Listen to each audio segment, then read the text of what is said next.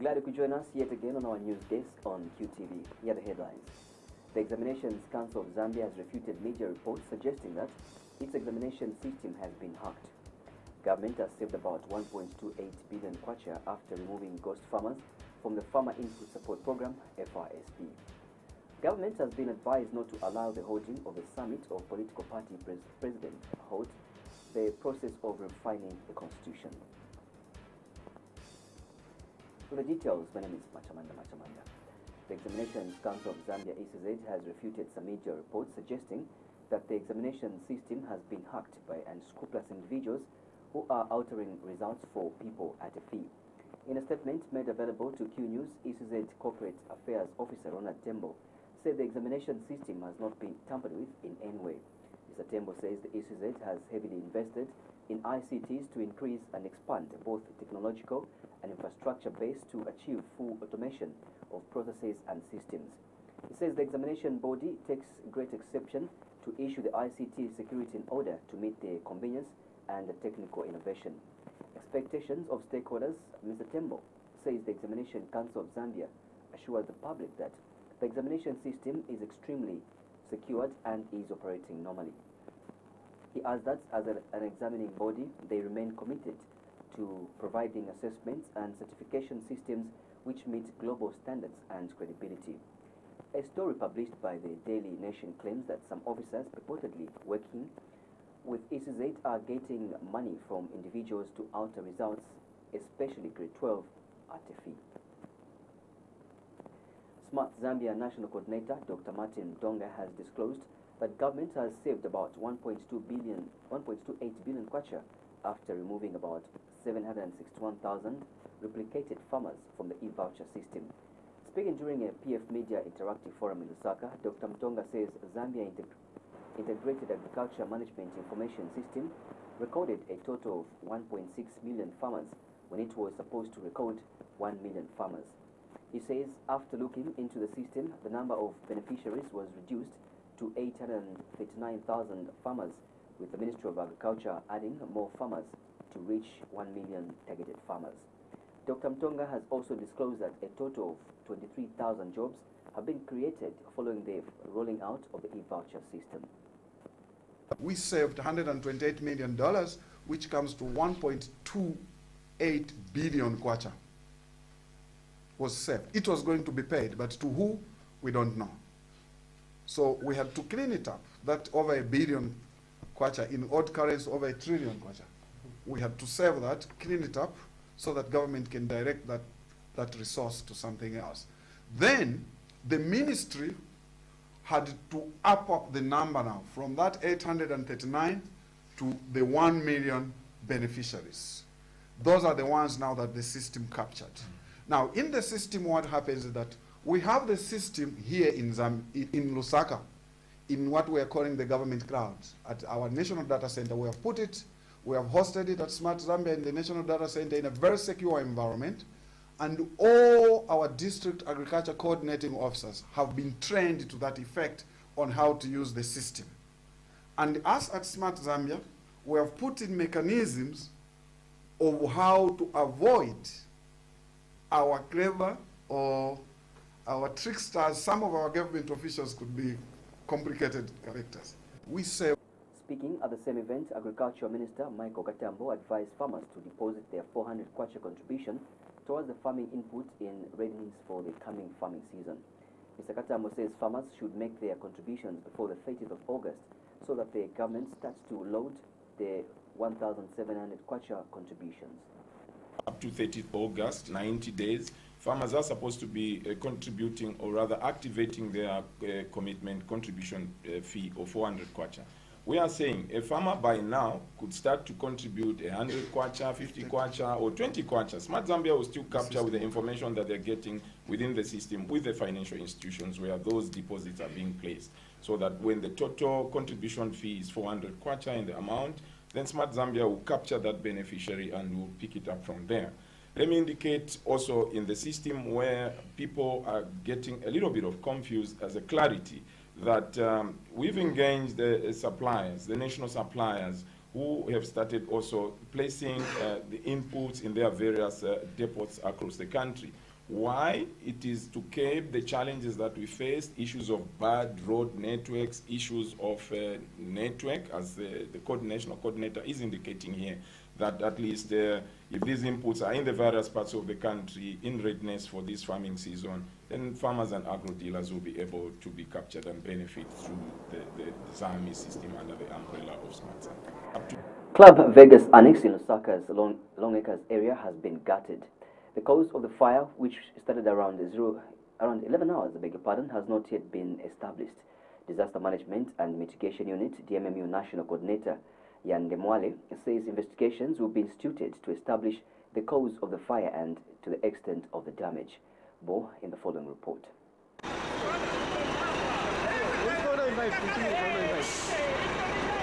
Fire has swept through one of Lusaka's best club, destroying property worth millions of kwacha. The QTV News crew that rushed to the scene found Club Vegas Annex engulfed as shop owners watched in disbelief. The fire is believed to have started around 11:30 hours.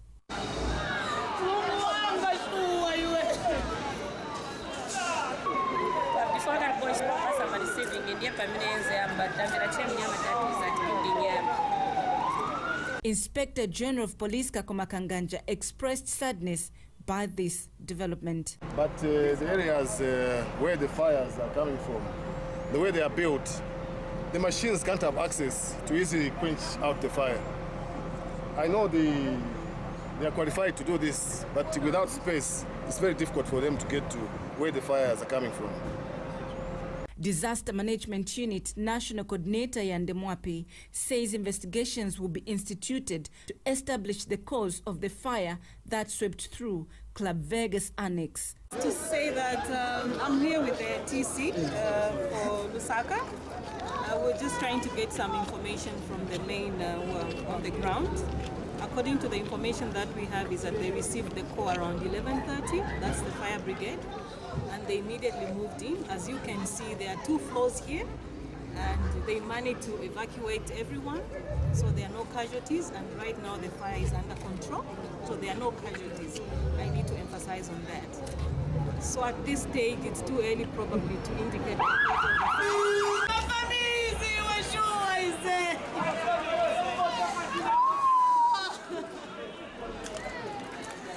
Favorite Kalando reporting for QTV News in Lusaka. Civil Society Constitutional Agenda CISCA Chairperson Bishop John Mambo and SANAC Executive Director Gregory Chifire have pleaded not guilty to contempt of court charges. Last week, the Supreme Court had summoned Bishop Mambo and Mr. Chifire to answer to contempt charges in a case of Savenda versus Stanbic Bank. In count 1, Mr. Chifire is accused of causing to be published an article on the Zambian Watchdog headlined, "Mambilima is the most corrupt judge." In the said article, Mr. Chifire charged that Chief Justice Irene Mambilima was presiding over the most corrupt judiciary in the history of Zambia post-independence Zambia. He accused the Chief Justice Mambilima of ignoring corruption evidence against judges who presided over the Savenda versus Stanbic Bank case. Meanwhile, Bishop John Mambo allegedly committed contempt of court by writing a letter to Chief Justice Mambilima over the same matter, and when the matter came up in the Supreme Court before the full bench of the 9 judges, the duo denied all the charges. Mr. Chifire, who was the first to take plea, said it was unfair that the court had not proceeded to call witnesses when he had earlier mentioned that he had no legal representation. He had asked for time to hire a lawyer, saying he was entitled to get one. And when asked by Judge Mwanamwambwa why he had not done so when he was served with the summons, Chifire said that getting services of a lawyer was not cheap and he needed more time to look for money. Meanwhile, Bishop Mambo echoed Chifire's plea to be granted more time to hire a lawyer. He said he had not hired a lawyer earlier because he did not know what he was coming to court for. Judge Mwanamwambwa then granted the duo a month to find the lawyers. Chifire is expected back in court on the 16th of August and Bishop Mambo on the 17th of August 2018 for commencement of trial. Government has been advised not to allow the holding of the summit of political party presidents hold the process if refining the Republican Constitution. Governance, Elections, Advocacy and Research Services Gears Initiative Zambia Director McDonough Chipenzi says this is especially that preparations for holding this summit appears to be in chaos. Mr. Chipenzi is urging government to instate, proceed and publish the Constitution Amendment Bill. He says Zambians need to know the contents of the bill, whether the dialogue among political parties will take place or not. In an interview with QTV News, Mr. Chipenzi says it is important for the people of Zambia to know what lacunas, inconsistencies and contradictions are in the Republican Constitution. Mr. Chipenzi states that his organization is of the view that if ever the dialogue among political leaders does not take place, the summit can still find the process of refining the Constitution in the way. He says the Constitution refinement process should not be halted on account of a dialogue process whose beginning and end is not known. We should not allow this process and this document only to be resolved by the National Assembly. I think that will be suicide, and we'll be repeating ourselves. We'll behave like flies around a cup of milk. And some of us don't want to be like that. So the Minister of Justice should do a favor, if he wants to be pleaded in that manner, a favor the nation. One, release the draft constitutional bill to the Zambian people. Two, the dialogue that they are waiting for is in sickness. It's a fiasco, and we cannot wait on such a process. It can still find us on the way. So we cannot stop the constitutional making process or constitutional refinement process on account of a process that we don't know when it is starting, who is leading it, and when it is going to end. The United States government has reaffirmed its commitment to working closely with the Ministry of Health and Smart Zambia to expand electronic health services in the healthcare delivery system. And Zambia has become the first country in Africa to launch the growing expertise in e-health knowledge skills, GICS. GICS is a new cross-cutting program that uses health services and improves the use of data in decision-making to strengthen health systems. Speaking during the launch of the training program in Lusaka, U.S. Ambassador to Zambia Daniel Foote said the launch of the initiative underscores the strong bilateral relationship with the Zambian government in the health sector, which has seen the U.S. contribute over $3.5 billion towards the fight against HIV since 2004. Details in this report. Health systems across the country have been hindered by inadequate resources and growing disease burden. Access to timely and affordable health services is needed to manage diseases and improve health and well-being. Examples of e-health include the use of mobile devices to improve data collection and the use of ICTs to provide health care from a distance. The introduction of e-health has reportedly reduced health care costs and increased efficiency of service delivery in many low and middle-income countries. It is against this backdrop that Zambia today has been the first country in Africa to launch the growing expertise in e-health knowledge skills, GICS. GICS is a new cross-cutting program that uses e-health services and improves the use of data in decision-making to strengthen health systems. United States Ambassador to Zambia Daniel Foote officiated at the launch, which has seen officials from various organizations and the Ministry of Health being trained in e-health service delivery. I'm glad that we are able to better leverage technology to provide quality health services to men, women, and children in Zambia. The U.S. government, working in partnership with the government of the Republic of Zambia, through the Ministry of Health and the Zambian National Public Health Institute, aim to build capacity of the health workforce to utilize health information and communications technologies to improve the quality of patient care.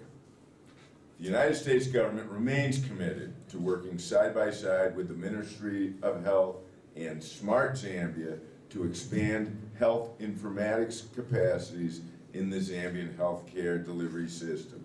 And launching the program, Ministry of Health Permanent Secretary for Training, Professor Elwin Chomba, who was speaking on behalf of Minister of Health Dr. Chitalu Chiluvya, noted the need for actualization of data that is collected through increased skilled and trained human resource. As the health system's strengthening agenda is ongoing platform, such as the situation room, a platform for data repository and information sharing, there is a growing need for quality data and interrogative analysis to generate information to policy direction, program management, and clinical decisions. Rubbish data means to rubbish decisions. Data is that important. If you put in data, publicize it, make sure the decisions which come from the policy will be as rubbish as the data which went in. So it is critical, and I'm emphasizing this because that has been a very weak point, in that the data we generate does not inform policy. So that is critical. So I hope that that is taken. To actualize this mandate, a skilled workforce is required. University of Zambia Vice Chancellor Endala Mwase noted the need for increased skilled human resource in the effective implementation of e-health services in the country.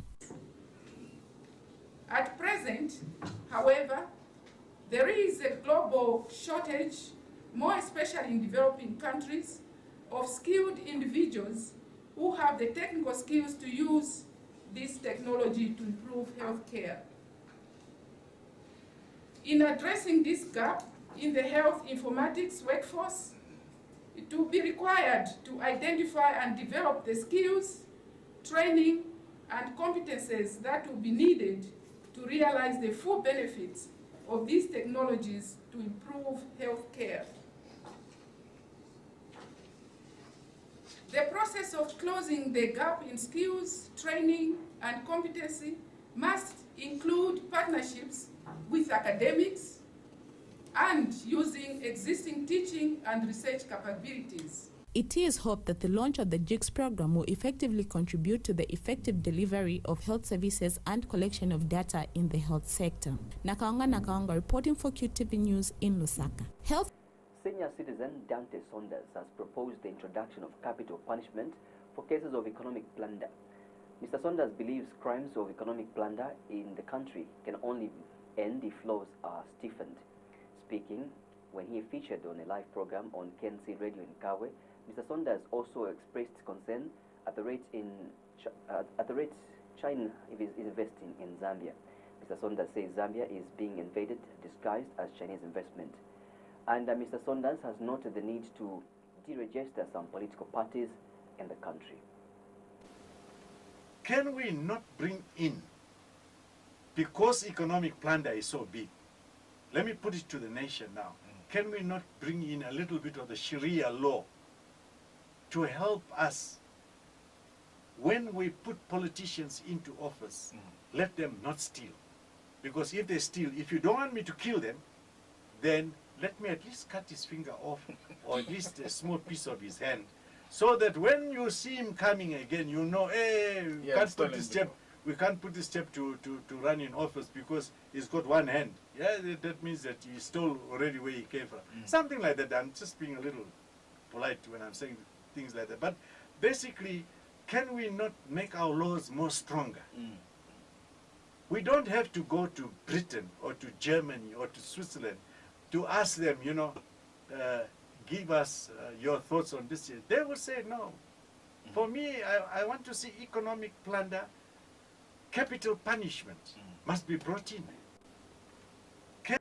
The Program for Legal Empowerment and Enhanced Justice Development, PLEAD, says Zambia still faces a number of challenges which impede ordinary members of the public from accessing justice.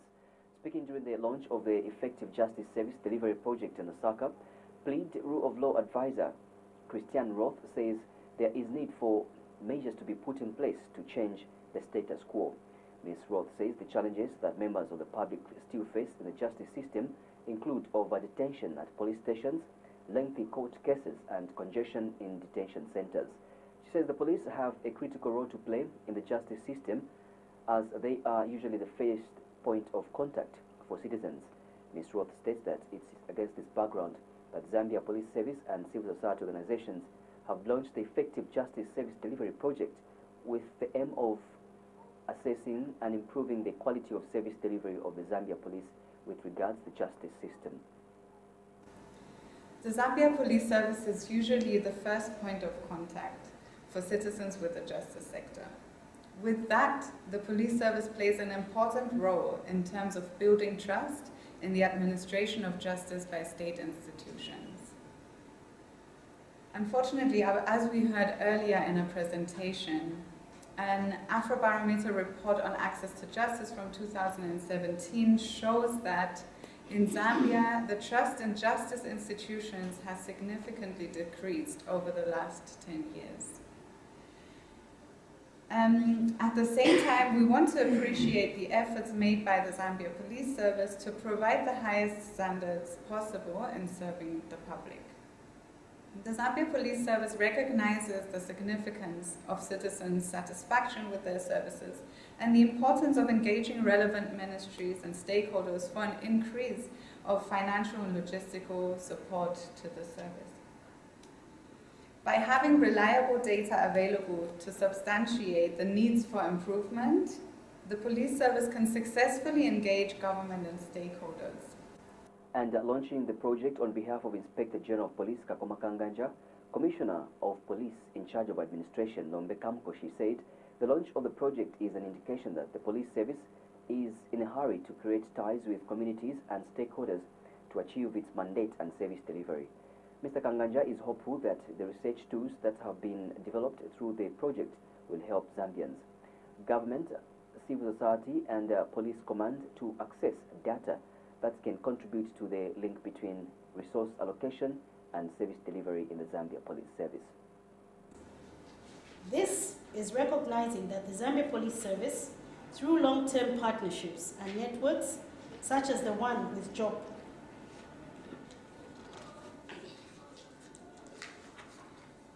is in a hurry and is optimistic to create ties with communities and stakeholders to achieve its mandate and service delivery.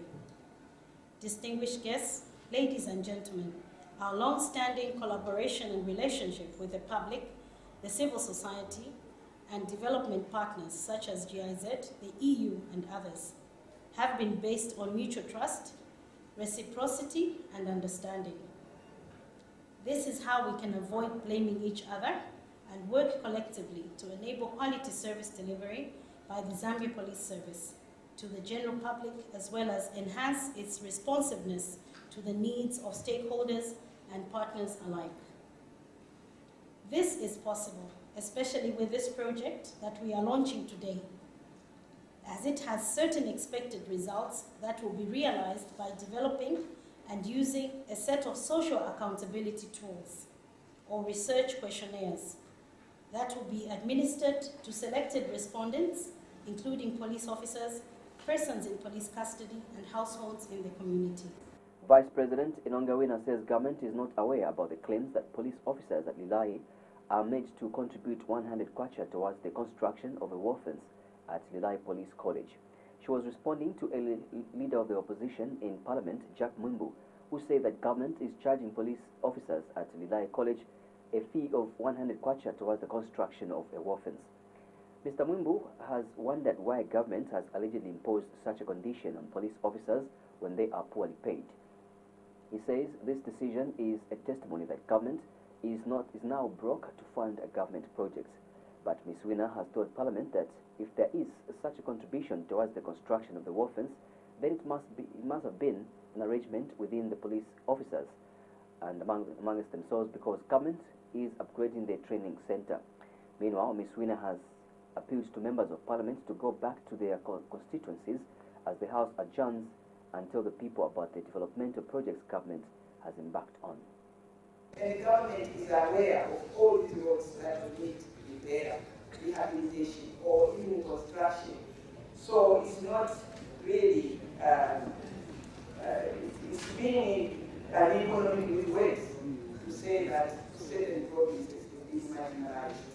And for the Lilai Training College, Mr. Speaker, some of the members of Parliament who have not been to Lilai for a long time will be amazed at the number of how new houses that have been built for our police forces. Yeah. And if there is a contribution towards construction of something like that must be an arrangement among the police officers themselves, because government is upgrading that training college to bring it to a status that all of us will be proud of. So I urge honorable members of parliament to make sure that the reports, negative reports they get from their relatives who are in the police will undermine the discipline of the service. And it should be prudent for the men of government to investigate these matters instead of bringing them to parliament and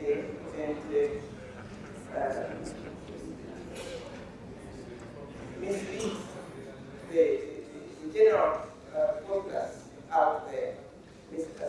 The National Biosafety Authority, NBA, has called for the advancement of biotechnology in the country through investment in science and technology.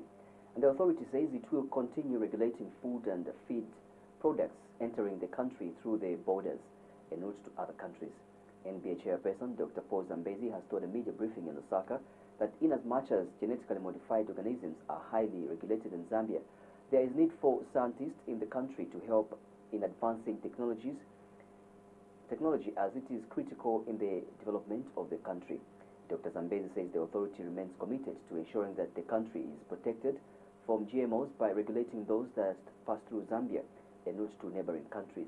He says the authority only allows a certain percentage of GMOs in food and feed for research purposes and has not yet allowed the usage of GMOs in animals. That's why we have been making passionate appeal that, okay, we are not promoters of GMOs or inhibitors of GMOs, but being on the ground, we don't want these scientists to remain behind by saying don't research in GMO. That is death for this country. They should be allowed to research even in this GMO so that we have self-sufficiency in handling whatever comes. And may I take this opportunity to mention one technology which is almost being shut down. The government has come up with an initiative to venture into the application of nuclear science and technology. What I hear on the ground is that, oh, Zambia wants to develop nuclear weapons. Who told you? The country is not going into nuclear production of nuclear weapons. The country just wants to build capacity for our scientists to apply nuclear science and technology. We are already applying it in cancer hospital. The whole technology used to treat your cancer is radioactivity, which is nuclear technology. And NBA Chief Executive Officer Lakson Tonga says headways have been made in sensitizing the public about GMOs. The feedback, that was the biggest lesson that we learned. And the feedback in the sense that usually we have accepted anything big as GMO. You see a big chicken is GMO. So the feedback from there, because everyone was saying, we are seeing huge tomatoes, we are seeing, as at now, what we want to do now is to go full throttle, to involve you yourselves, the media especially, that you create a picture. We have mentioned that what we have approved so far out of the 23 permits is only food products, feed products, as well as research activities. We do not have any GM organism existing in form of a chicken, a goat, a cow, yet. And the underlining is yet. Why? That is up to researchers, because that's if they want to come up with something which is beneficial from those animals, they can convince us to say, okay, what we are going to produce may cause no harm to the feedback. Agents of Congolese Rumba maestro Kofi Olomide have dismissed media reports that government has denied their client entry into Zambia. Mark Mabalama, one of the agents from Remarkable Limited, a company representing the Congolese musician, has told a media briefing in Lusaka that their client has been cleared to perform in the country and will therefore perform as planned. Mr. Mabalama has dismissed media reports that The singer has been denied entry into the country as force. Reports suggested that Kofi Olomide has been denied entry into the country in view of his alleged violent activities, mostly against women, journalists and his own fans. We were quite equally shocked on Sunday morning. We saw the newspaper, and the same Sunday we instructed our lawyers, my partner and I, we instructed our lawyers to get clarification on the matters, and then after we realized that it was just a mistake because we had all the documentation needed for Kofi to come and perform in Zambia. Yeah, so this morning we got a good news, and thank you to the government and thank you to all the funds. We got the news that Kofi has been cleared, the error has been cleared, it was just a small error. So Kofi is ready to perform, and we are ready to go with the show. Right. Is he going to be arrested as feared? Right. No. He can't be arrested. For what reason? Caritas Zambia Lusaka coordinator Agnes Mumba has noted the need for the country to invest in infrastructure that will see female suspects and convicts being incarcerated in a conducive environment. Mrs. Mumba has noted with concern how most police stations in Lusaka do not have female cells, a situation that has seen female suspects being kept at the inquiry. She says this situation is both dangerous and unsafe for both the suspects and the police officers, as the officers might end up being assaulted or attacked by the suspect, or the suspect ending up being harassed or abused by the officers. Mrs. Mumba says the situation is not different in most correctional facilities where female convicts with circumstantial children have to sleep on the floor with their babies and without proper sanitary conditions that they can use to care for their babies. Zanaco has been declared the best bank in Zambia at the 2018 Euromoney Awards for Excellency. Zanaco Chief Executive Officer Henk Mauder says the award's longest-running international banking award is testimony that the strong management, sound business model and strategy the bank has implemented over the last 1 year. Mr. Mauder says Zanaco scooped the top award thanks to a 19% increase in deposits, a 15% increase in net interest income, and a 19% improvement in total operating income. He has told journalists in Lusaka that the bank also continued to deliver on its medium-term plan to establish Zanaco as the leading transactional and a digital bank in the country by 2020. Mr. Mauder says the bank's performance was boosted by these efforts as well as its share price, which tripled in 2017. Quite a prestigious, very interesting evening, and we are very proud of it. So we want to announce that in a big way to our colleagues and our friends of the press, to make it known to the world. I think it's an important moment in our existence, and the way looking forward is that you see the new chief digital banking. He just came in last week. Yes. He's not coming from banking industry at all. He's coming from the telecom industry, because financial industry is changing rapidly. We are just back from a visit to Singapore, to Asia, to see what kind of developments are happening there, and to see how we can use that for our Zambian environment. And we are very excited coming back after a week Singapore, where we had a digital seminar, as well as visited different banks, and not only banks but also other kind of companies and fintechs who are developing quickly as well. And we see the same developments happening in Zambia in the future. It's not something like we think that Zambia is behind or something like that. It's definitely not the case, and the reason is that the younger generation is defining developments that happen in this space. In our country, I think more than 50% of the population is below 20, so the so-called millennials. Some of you guys are old compared to them, you see? And they have a different behavior, how they look at banks and how they use banking services or financial services in general. And we have to focus on them as well for the future. Not forgetting our existing and also the older generations. We're not forgetting them, of course not. But The NACO's award-winning story concludes our news, but before we go, here's a recap of stories in the headlines. The Examinations Council of Zambia has refuted media reports suggesting that its examination system has been hacked. Government has saved about 1.28 billion kwacha after removing ghost farmers from the Farmer Input Support Program, FRSP. And government has been advised not to allow the holding of the summit of political party presidents halt the process of refining the constitution. That's all for the news. Thank you so much for your time. Continue watching QTV. Bye-bye. God bless.